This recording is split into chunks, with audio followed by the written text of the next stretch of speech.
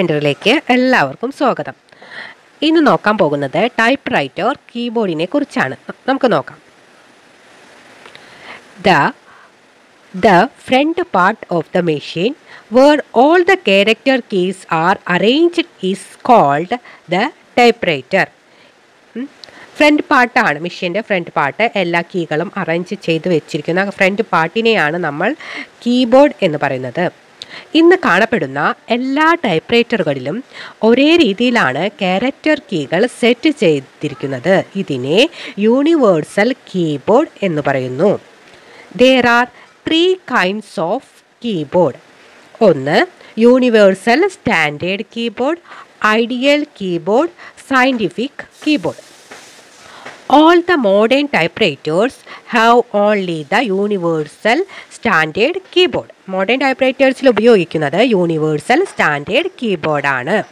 The common keyboard adopted for all standard typewriter is called universal standard keyboard.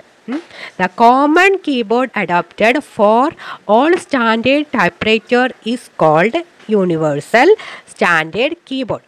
Common ആയിട്ട് എല്ലാ type റൈറ്ററുകളിലും ഉപയോഗിക്കുന്നത് universal standard കീബോർഡാണ്. Okay, അടുത്തത് നോക്കാം. Ideal keyboard is not in use now. Ideal keyboard ഇപ്പോൾ ഉപയോഗിക്കുന്നില്ല. Frequently occurring letters like E, R, L are fixed in the middle of the keyboard to be operated by strong fingers. അപ്പോൾ നമ്മൾ E, R, L എന്നിവ middle of the കീബോർഡിൻ്റെ മിഡിലിൽ കാണപ്പെടുന്നതാണ്. അത് fix ചെയ്തിരിക്കുന്നത് strong fingers ഉപയോഗിച്ചാണ് അത് type ചെയ്യേണ്ടത്. Okay, അടുത്തത് according to the strength of the fingers the other letters are arranged in the keyboard giving equal work to fingers of the both hands and according to the strength of the fingers is called universal standard arrangement. ഇതിനെയാണ് equal work to ഫിംഗേഴ്സിനെല്ലാം equal work കൊടുക്കുന്നുണ്ട് രണ്ട് ഹാൻഡ്സിലും. അതുപോലെ തന്നെ strength അനുസരിച്ചാണ് ഫിംഗേഴ്സിൻ്റെ strength അനുസരിച്ചാണ് അത് arrange ചെയ്തിരിക്കുന്നത്. ഇങ്ങനത്തെ അറേഞ്ച്മെൻറ്റിനെ പറയുന്നതാണ് യൂണിവേഴ്സൽ സ്റ്റാൻഡേർഡ് അറേഞ്ച്മെൻറ്റ് എന്ന്. Okay, there are 44 character keys for Halda and Remington typewriter.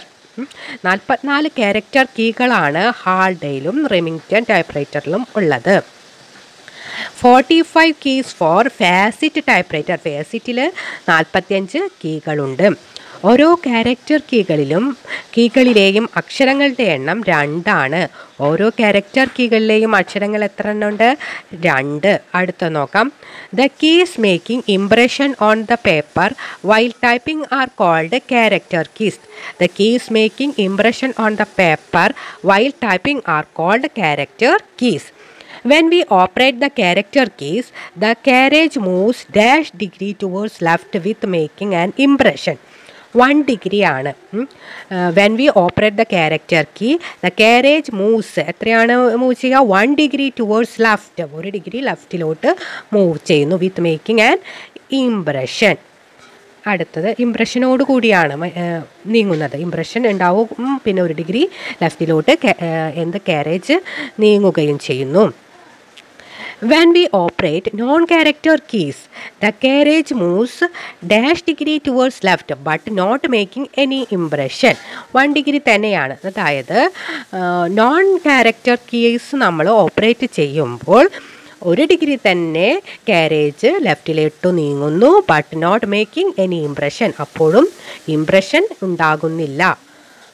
അടുത്തത് there are 4 rows of keys in the keyboard of the typewriter. 4 rows ആണുള്ളത്. The third row from the top is called guide row. Third റോനെയാണ് നമ്മൾ എന്തെന്ന് പറയുന്നത്? Guide row. ടോപ്പിൽ നിന്ന് the third row from the ടോപ്പിൽ നിന്ന് നോക്കിയാൽ തേർഡ് റോയെയാണ് ഗൈഡ് റോ എന്ന് പറയുന്നത്. The moves of fingers to the other rows are based on the guide row. The moves of fingers to the other rows are based on guide റോയിലായിരിക്കും നമ്മൾ fingers വെക്കുന്നത്.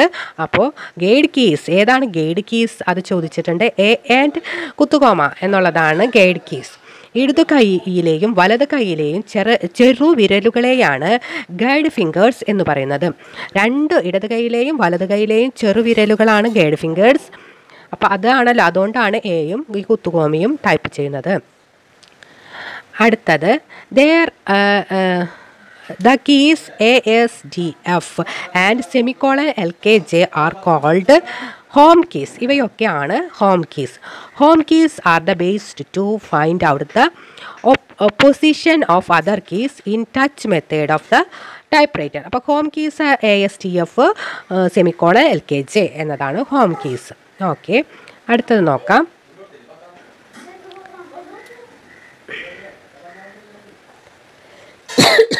അടുത്തത് നോക്കാം. Place the little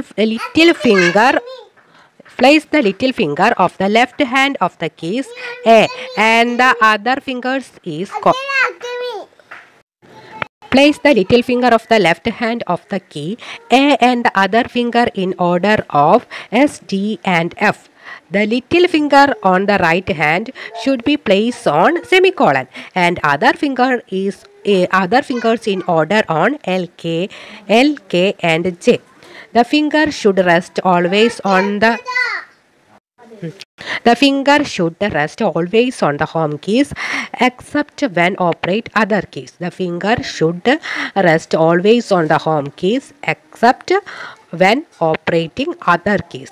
കീബോർഡിൻ്റെ താഴെ നിന്നും രണ്ടാമത്തെ വരിയിലാണ് ഹോം കീകൾ കാണുന്നത്.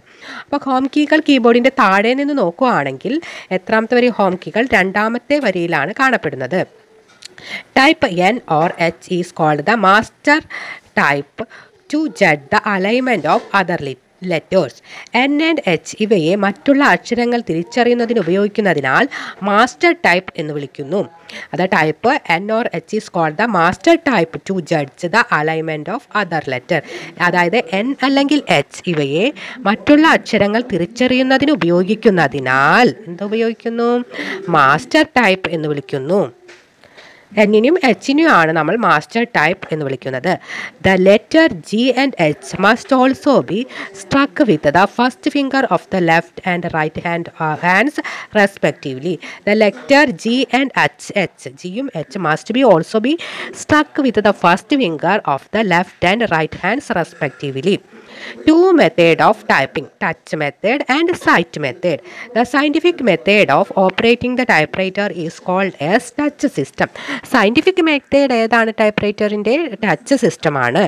Touch system of typing is otherwise called blinding method. Touch സിസ്റ്റത്തിൻ്റെ മറ്റൊരു പേരാണ് blinding method. Looking at the keys while typing is called sight method. നോക്കിക്കൊണ്ട് നമ്മൾ ടൈപ്പ് ചെയ്യുകയാണെങ്കിൽ അതിനെ പറയുന്നതാണ് സൈറ്റ് മെത്തേഡ് എന്ന്. അടുത്തത് striking the keys at a uniform rate with a pleasing sound to the ear is called rhythm. Sticking the keys at a uniform rate with a pleasing sound to the ear is called ഇതിനെ പറയുന്നതാണ് rhythm എന്ന്. ഈ സൗണ്ടിനെ പറയുന്നതാണ് rhythm. Okay, ഇതാണ് ഇന്നത്തെ type writing class. ഇഷ്ടമായെങ്കിൽ എല്ലാവരും തീർച്ചയായും ലൈക്ക് ചെയ്ത് സപ്പോർട്ട് ചെയ്യുക, സബ്സ്ക്രൈബ് ചെയ്യുക, ഷെയർ ചെയ്യുക. Okay, bye, thank U.